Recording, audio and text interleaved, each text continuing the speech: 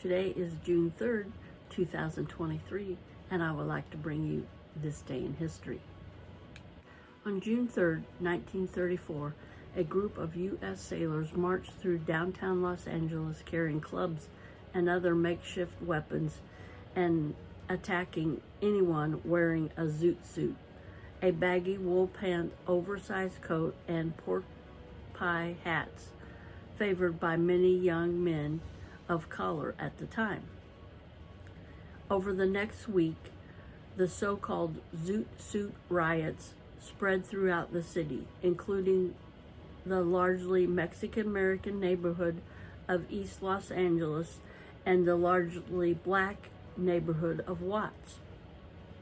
The riot marked the culmination of simmering racial tensions in Los Angeles, set against the backdrop of World War II.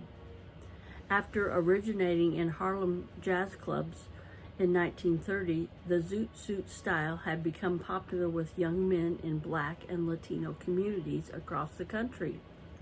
In Los Angeles, which had a large Mexican-American population, many more conservative citizens, including both older Mexican-Americans and whites, objected to young Zoot suiters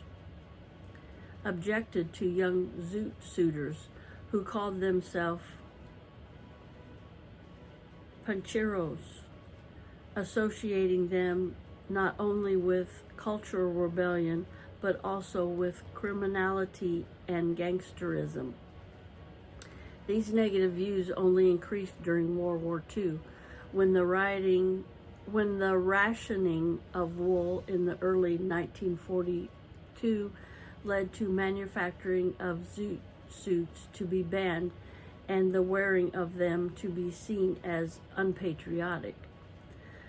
The Los Angeles news media in particular devoted itself to portraying the Panchitos as dangerous, especially after the so-called Sleepy Logan murder of August 1942. In that notorious case, hundreds of Mexican-American youth were rounded up and 22 of them tried and convicted in the murder of another young Mexican-American man, Jose Diaz. The decision that was later overturned and viewed as a major miscarriage of justice. On May 30th, 1943, a verbal confrontation between a group of U.S. soldiers and a group of Zoot suiters ended in the beating of one of the soldiers. In retaliation, about 50 sailors left the local U.S. Navy Reserve Armory on the evening of June 3rd, armed with makeshift weapons and targeting Zoot suiters, even those as young as 12 and 13. On the second night of the rioting, the sailors headed into the city's Mexican-American communities, barging into cafes, bars, and theaters to seek out and attack their victims. Military personnel and civilians joined in the violence, some traveling to Los Angeles from elsewhere to take part.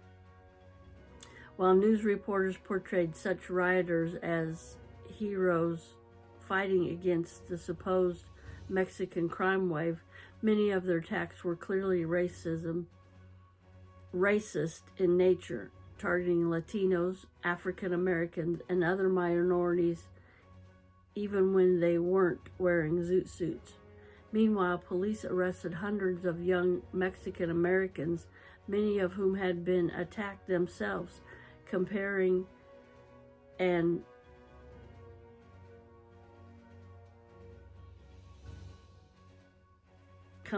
with comparatively few sailors or civilians involved in the rioting. The Zoot suit riots finally died down after June 8th, when military officials banned all military personnel from Los Angeles and called on military police to patrol the city. The LA City Council subsequently passed a resolution prohibiting the wearing of Zoot suits on city streets. No one was killed during the Zoot suit riots, though many people were injured. In the aftermath, Governor Earl Warren tasked an independent citizens committee to investigate the riot and determining their cause. Though several factors were involved, the committee concluded that racism was the central cause, exacerbated by inflammatory, biased media coverage and an uneven response to the Los Angeles Police Department.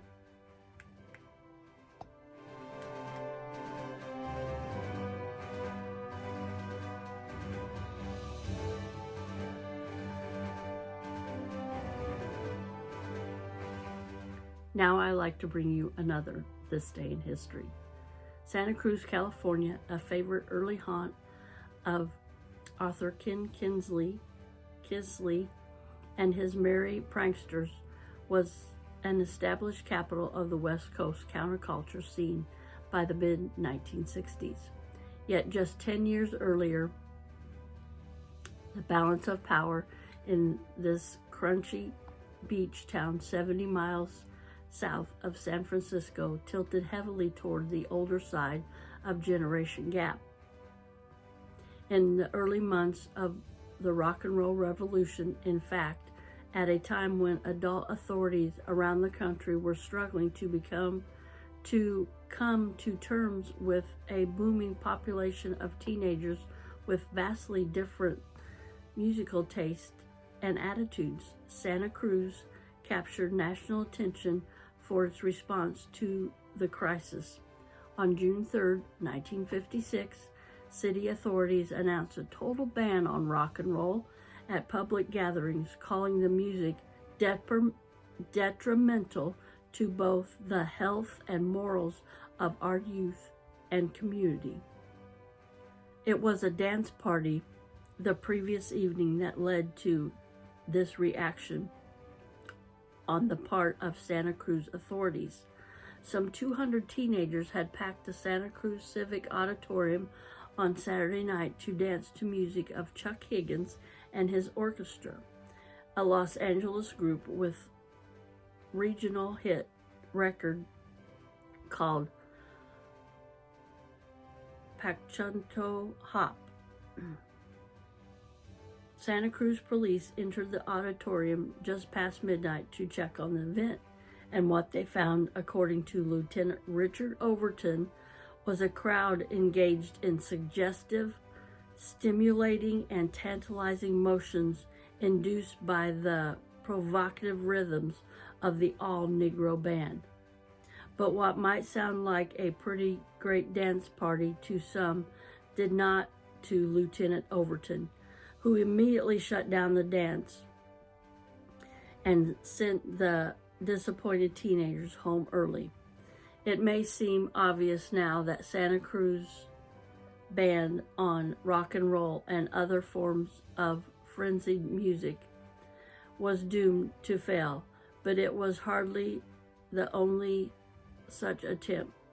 2 weeks later, in its June 18th, 1956 issue, Time magazine reported similar bans recently enacted in Asbury Park, New Jersey, and San Antonio, Texas, where the city councils feared the undecibel elements echoed the not so thinly veiled concerns of Santa Cruz authorities over the racial integrity nature of the event that prompted the rock and roll ban issue on this day in 1956.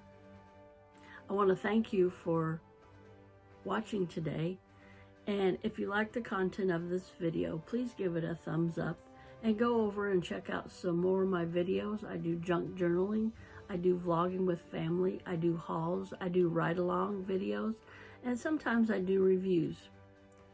And if you would you please comment down below? That helps my channel. But what really helps my channel is if you subscribe. Yes, come on over and be a Serendipity subby. And don't forget, I go live at 5 every Saturday night. Come on over and check out our lives. We usually have a pretty good time. Sometimes we play games and trivia and who knows what else. So come on over and check it out. All right, everybody, have a blessed day, and I'll see you in my next video. Bye, everybody.